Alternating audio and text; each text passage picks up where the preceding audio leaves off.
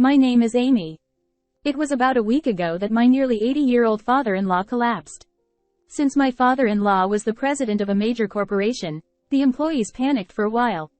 As I lived with my father-in-law, I informed my husband, who was living separately, about his collapse. However, my husband simply said, "Oh, I see." Without much surprise. The funeral was conducted on a grand scale, as a corporate funeral. And when the funeral was over, my husband showed up at my parents-in-law house with his mistress. It was the first time to meet his mistress, a flashy dressed woman who roamed around the house as if she was inspecting it. Wow, impressive. Must be from a conglomerate company. There are a lot of expensive things here, huh? Yeah, indeed. So, all of this stuff will become John's, right? John is my husband. Born into a wealthy family, he has never faced financial difficulties. Therefore, he used money to make friends, and this mistress is probably after his money as well. My husband has never worked in his life, no matter how much my father-in-law urged him to work. I have plenty of money. No need for me to toil away. That's what he said, and he did nothing. However, as he reached a certain age, perhaps he felt uncoolness of doing nothing, and he declared himself an artist and has been living a laid-back life ever since. I married such a husband not out of deep love but because my father-in-law needed someone to inherit the company, and he noticed me, as a secretary at the time. Going against my father-in-law's wishes wasn't an option, and the thought of not inheriting any fortune was distressing. Moreover, when his father, CEO of a major corporation, passed away, there would be no one to support him financially if I didn't comply. With these concerns, my husband decided on our marriage without even going on a single date. As for me, burdened by debts my parents had accumulated, I couldn't refuse this marriage. However, even after getting married, there was nothing resembling a normal marital life with my husband. Instead, I delved into work as my father-in-law's successor. Thanks to that, even now, after my father-in-law's passing, I don't face any financial difficulties because of my job. Wow, impressive. I wonder how many millions in inheritance, huh? Millions? Come on, it should be billions, for sure. Wow, incredible. Truly befitting of a conglomerate. Sorry for snatching away the only son of a conglomerate family. Mary clings to her husband and laughs as she says that. I don't really have any resentment about being snatched away. So, John gets all the inheritance, right? Yeah, of course. I'm an only child, so it's all mine. But it won't go to the wife, right? The inheritance is all mine. From now on, I can spend money however I want without worrying about my old man. Awesome, right? But, seriously, if you don't give something to her, she might say something later. So, as a compensation, I'll give you one of the possessions. You can choose whatever you want. Okay. Well then. First, it'll be the company. The company? Oh, there was something like that. We don't need such a thing. We won't work, right? Well, whatever. The company is yours. That's good. Well then, aside from that, how about giving me the wristwatch your father used to wear? A wristwatch? Is that all you want? There are so many more expensive things here. And you choose that? Because it's a keepsake. I prefer something his father used. Interesting. You're taking something like that from an old geezer? That's hilarious. Well, that's fine. It won't be worth much anyway. Oh, and by the way, since you're no longer of use, we should divorce, right? Divorce? Don't say you don't want to. I won't say anything. There was never anything like a married couple between us, right? That's right. You were always busy with work, and I was always feeling lonely. What was he feeling lonely about? He never worked and just left everything on me. How much my father-in-law worried about him catching such a woman. Well then, sign it. With this, we'll be strangers. Don't come asking me for money later. That's right. This wristwatch is a substitute for alimony. I see. I understand. But are you really okay with just that? Of course. It's obvious. We have such a big house. And there are so many possessions here. And surely that old man has a lot of savings somewhere.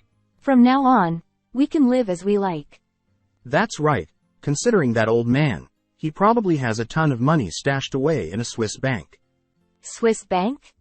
Yeah, a Swiss bank.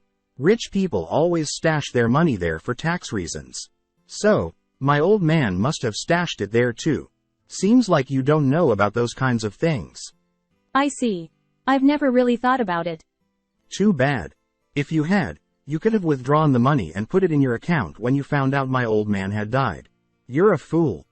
I see. Definitely a fool. Hey, that car is probably worth quite a bit, right? The car? Oh yeah, my old man loved cars. That one is quite valuable. The two of them are into talking about how much this was and how much that was. As I listened, I recalled what my father-in-law had said. Hey, how long are you going to stay here? Hurry up and pack your stuff and get out. Oh, yes. Do you even have a place to go? You don't have to worry about her. Oh, no need to worry. I have already purchased a condominium. Wow, you've got it all figured out. But I bet it's like a rabbit hutch compared to this mansion. Yes, indeed. It's certainly no match for this mansion. With that, I smiled sweetly. I went back to a condominium I purchased near the company after leaving my parents-in-law's house. From now on, even if I work late, I won't have to go through any hardships. It's going to be much easier. I thought as I enjoyed my carefree days. Then, unexpectedly, I received a phone call. Hey there. How's the poor life? Who is this? It's Mary, John's wife. Oh, you've already got married? Of course. We're family now. While you're getting divorced and poor, I've joined the ranks of the conglomerate. I see. Congratulations. Is there something you need? You don't have to act so aloof. I thought I'd enlighten you about the treasures in our house, considering how pitiful you are, so I decided to call you. What do you mean? I have to go back to my work, so I can't chat for long. Talking about work, poor people are so pitiful. You have to work hard just to survive. It's not like that. It's a valuable company left by my father-in-law. I'm just protecting it. I'm saying it's pitiful, being tied down to something like that. You can't escape from it. Is that so? John told me, being tied down to such a company won't get you anywhere. John is an artist. He doesn't want to be bound by a company, and neither do I. I see. That's good to know. Huh? Why? If someone likes being tied to a company, they might end up fighting for the company even if they can't do the job. I want to protect my father-in-law's company at all costs, but I guess you and John don't share the same sentiment, do you? Well, being tied down to something uncertain and difficult isn't as good as something that pays off immediately, right? I see. Is that all you wanted to talk about? I have a meeting soon. It's not over yet. The real discussion starts now. Irritated by the pointless conversation, I was eager for the call to end soon.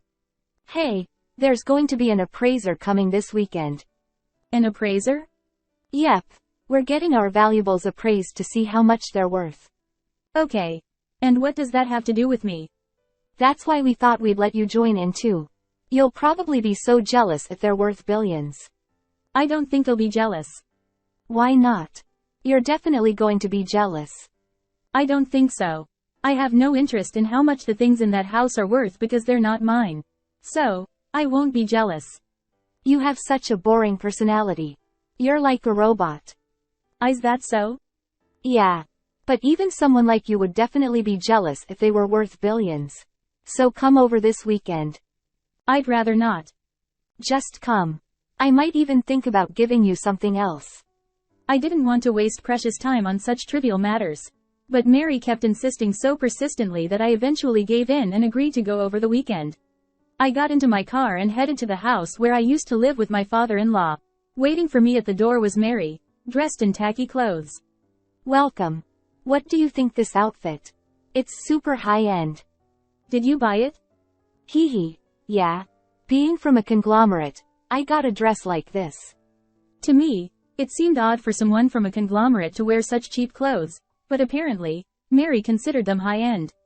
As I entered, John was lounging on the sofa, swirling his wine glass. Ah, so you both wanted to show me your conglomerate game. I couldn't help feeling sorry for them. How's this lifestyle? We seem much wealthier than you were when you lived here, don't we? Maybe so. Exactly. You couldn't handle a relaxed life like this or drinking wine all day. Maybe not. But such matters were trivial. Despite thinking that, I glanced around the room where I used to live with my father-in-law, and I noticed a photo of my parents-in-laws, their shoulders leaning against each other. It was a photo I rarely saw when I lived here. I gently touched the photo, feeling its warmth. There's another thing I can take, remember? Huh? Well, it depends on what it is. What? Suddenly want something valuable? No, I want this photo. It's something my father-in-law cherished. Oh, that? Sure, take it. I was planning to throw it away anyway. Thank you. You're such a weird woman. As I gazed at the photo of my father-in-law and mother-in-law in the frame, it felt like I was seeing them again after a long time. Mary went to answer the doorbell, and there stood the awaited appraiser. I've been waiting for you.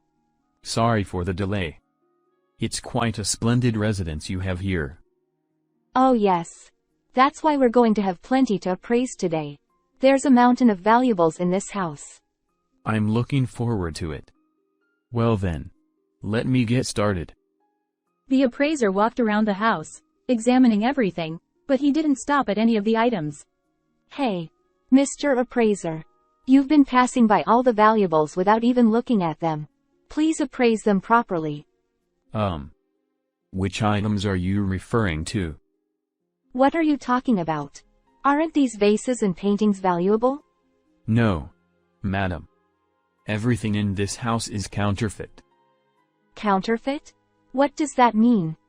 They're fake. So even if I were to put a price on them, they'd only be worth a few thousand yen. None of them are worth stopping for. No way. It's true. John. What's going on? That can't be. My father was a conglomerate. He had an eye for antiques. Are you saying he collected fakes? Seems to be the case. No, that's impossible. There must be at least one valuable item, right? I hate to say it, but these things happen. Wealthy people have their pride. You see. They buy items that amateurs can't discern, and decorate their homes with them. When we come to appraise after their passing, most of the items turn out to be worthless. So, these might be the case here. Oh no. What has he done? The two of them were clearly frustrated, but as I watched them, I couldn't help but suppress a smile, trying not to burst into laughter. Then, the appraiser's eyes fell on the watch on my wrist. This. Excuse me, miss. This seems to be a gentleman's timepiece. Yes, it's a memento from my father-in-law. May I take a look at it? Sure. I took it off from my wrist and handed it to the appraiser. He began to examine it carefully this time. I see. This is quite impressive. Is that so? Huh? How much is it? It's more than $2 million. It's more than $2 million. What's the hell of that? Though, everything in this house is cheap? Even if you say so. Give me back that watch. No, you can't. This is my father-in-law's memento. If it's a memento, you could have something else that's cheap. That's not possible. My father-in-law wore it every day, and that's why I wanted it. He used to wear this watch and work. I don't need to know about that. Hey, Mary. Stop it, it's embarrassing. Even if pots and paintings have no value, there's still a car, savings in the bank, and this house itself is of incredible value. Oh, you're right. Okay, it seems like the appraisal is over. I'm gonna go. Saying that, I took the picture with a frame and went outside. Then, the appraiser chased after Myrrh. Excuse me, madam. Yes? What is it? Could you show me the picture frame? Ah, sure, here you go. Taking the frame, the appraiser looked intently and nodded deeply. I knew it. This picture frame alone is worth $70,000. It seems that valuable items come to those who are not greedy. Please take care of it. With that said, he left. I never imagined that the picture frame would have such value. I put it away in my bag. Since that day, Mary and John seemed to ignore the counterfeits and tried to sell the car next. However, it seemed there was another pitfall, as once again, a call came from Mary. What's going on here? Even though I was working, that was the first thing she shouted. What's going on? What do you mean? It's about the car. The car? The car that old man left. Ah, he seemed to have a hobby of collecting cars. Even though he had so many, none of them can be sold. What's going on? Why can't they be sold? Are they broken or something? That's not it. They're all on their mortgage. Oh, I see. What the hell is going on? Even when we try to sell the house, it's mortgaged. What's happening? John says I should ask you because you were the one living with the old man. Well, maybe. The company was having financial difficulties, so he mortgaged them to borrow money. That's a possibility, right? What? I've never heard such a thing. Wait a minute. If the company is struggling, you inherited it, right? Yes. So, you'll have to pay off the debts, won't you? No, while I inherited the company, the debts were borrowed against my father-in-law's personal assets. If the company were to repay them, it would be repaying my father-in-law. What's that? How do you repay someone who's passed away? There's a clause in my father-in-law's will stating that the debt repayment obligation ceases upon his passing. It's probably because it's pointless to repay after his death, you know. I'm going to get it. That's not how it works. Then what about the car? What about the house? Since they're mortgaged, they'll likely be auctioned off soon because the debts won't be repaid, that is. If you really want the car or house, you'll have to pay off the debt yourselves. How much is it? Probably a few $100,000. We can't pay. That's right. So, if it's auctioned off, does the debt go away? Even if it's auctioned, it won't cover the borrowed amount. It might reduce from a few $100,000 to $10,000, perhaps. Either way, it's the same. It's a mess. What should we do? Oh, what about the bank? He has money in Swiss bank, right? I have no idea why John thought that, but my father-in-law didn't have a single dollar in a Swiss bank. He only had accounts in American banks, and as far as I know, there were only hundreds left. Why would that happen? I thought he was a tycoon? Even if he was a tycoon, money doesn't come without work, and as the president of the company, fundraising is part of the job. So, he made his own money, borrowed from wherever he could. And now, this is the result. So, we have to pay off $10,000 in debt? That's right. Since we inherited the estate. There's no estate. All the possessions were fake. The car and house are mortgaged, and there are no savings. Debt is also part of the estate, a negative one. We don't need that kind of thing.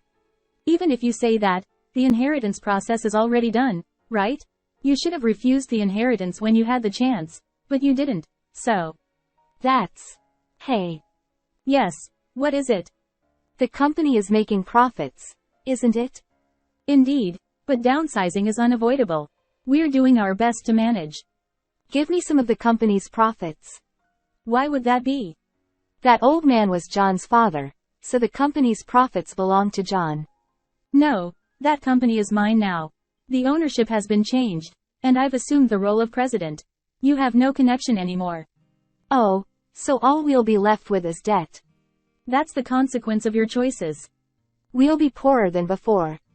That's unavoidable. It's unfair that you're the only one with a company. Just because I became the president, it's not smooth sailing. It requires substantial funds to maintain. Do you have that money? How much do you need? Around $2 million for now. Then you'll be burdened with $2 million in debt, too. Well, you see, I have the wristwatch left by my father-in-law. I intend to use that to rebuild the company if needed. You're still unfair. By the way, that photo frame you called cheap is valued at $100,000. No way. But even so, if I can rebuild the company, I don't intend to sell either. Then give me the wristwatch. You already have a house, belongings, and a car. But they don't all turn into money. Mary and her husband thought they could live without financial worries, but in the end, they were burdened only with debt, leading to an even harder life of poverty than before. A year later, my ex-husband came to the company as he couldn't find another solution. Hey, lend me some money. Oh, long time no see. Please, I need you to lend me some money. Even if you ask for a loan, you don't have the ability to repay, Do you? I'm working now. If you're working, then you shouldn't need to borrow, right? But that's not enough. With debts of millions of dollars, it's impossible. You expect to borrow from here when you can't even repay your existing debts? That's clearly impossible. I'll somehow manage to repay. Don't say you'll do something you can't. Then hire me. Oh dear, aren't you already working? At your company, just pay me a high salary, say $10,000 a month, and that'll be enough. What nonsense. Someone who's never had a proper job asking for $1 million a month. Impossible. If you don't hire me, Mary will be mad at me. My current job is just a part-time gig with low pay. But since you used to be my wife, you'd pay me a high salary, right? I have no intention of turning the company into my personal asset. That's not feasible. I can't survive without it. Please, help me out. I'm begging you. We're divorced. Why should I help you? Don't say that. Please. The company should have been passed down to you. But you spent your time fooling around, and this is where it led. You should accept the consequences. This poverty is killing me. Well, isn't it nice to be with your beloved girlfriend? This isn't a joke. I can't help but see her as a demon now. I hate working. Why did it come to this? Your father was worried about you not working. He was concerned about how you'd manage. Really? But now, it seems like you might finally become decent. Why's that? Because if you don't work, you can't eat. Poverty is amazing after all. I hate it. But seriously, why did Dad keep buying those fake items? It's still a mystery to me. Ah, about that. Shall I reveal the secret? Huh? Do you know? Yeah. He was afraid you'd squander everything once he passed away since you started living with Mary. He thought you'd become even more foolish with such an amount of money. What? So, he spent 3 years making replicas. He sold all the genuine items. And the money went into the company, right? Partly. It was used when the company faced difficulties. Wait. So? The remaining money is in a Swiss bank under my name. You have it? Correct. So, you snatched the inheritance? No, it was a pre-mortem gift. I paid the taxes on it. And it's used for the company, so I don't waste it like you do. This is insane. I've been struggling so much. It was all for your sake. Why? Because you didn't work. And another foolish thing was choosing poverty by abandoning your wife for a mistress. Was my father aware of all this? Yeah. That's why the company was doing well. You're no longer a part of it though. What the hell? Well, now that you understand, will you leave? To your poor wife's place. Where the hell are you living now? Did you move from that mansion to another mansion after all? I have no desire to live in such a mansion. It's much better to live somewhere suitable for one person. Where are you living then? There. I pointed to the mansion visible from the window. Huh? Which one? That one. Are you kidding? Why can you live in a place like that? Because I'm the CEO. All of that? Of course. Why? I'm poor. Why do you get to have all the good stuff? Because I picked up what you abandoned. What did I abandon? This company. You said you didn't want to work, but if you had worked properly, this chair I'm sitting on now would have been yours. And you should have been living in that house. But you abandoned it all. All right, I get it. I get it. Then let's do this. What? Let's get remarried. I'll divorce Mary. That way, I'll be part of the conglomerate too. That's out of the question. Why not? You threw that away. Get along with Mary. I'll live happily in your place from now on. That's stupid. Give me back my privileges. I'm the rightful heir. You're annoying. I'll call the security guard. Keep living as a poor person. Your poor wife is waiting for you. Damn it. John was dragged away by the security guard, looking frustrated and angry. After that, John continued to live with Mary, who had turned into a demon. But whenever Mary spoke, she would say, "Hurry up and go to work. It's the debt left by your dad, so it's natural that you pay it." But I don't want to work. What do you mean you don't want to work? Stop fooling around. I'm an artist. I can't do some cheap jobs around here. Pretending to be an unsuccessful artist is enough. If you call yourself an artist, then create something that actually makes money. It's because of you that I became poor. If I hadn't married you, I wouldn't be living like this. Every day, John is pushed to work, but having never worked before, John struggles even with part-time jobs and gets shouted at by his senior student colleagues. He gets yelled at work and at home. One day, Amy couldn't take it anymore and left the house, fed up with this life. John became alone and tried to repay the debt on his own, but no matter how hard he tried, he couldn't repay such a large amount. Eventually, he chose the path of bankruptcy and ended up falling into homelessness. On the other hand, as for me, the company is doing well, and I'm enjoying an elegant lifestyle. My father-in-law's watch on my wrist ticks still now, pointing towards my bright future.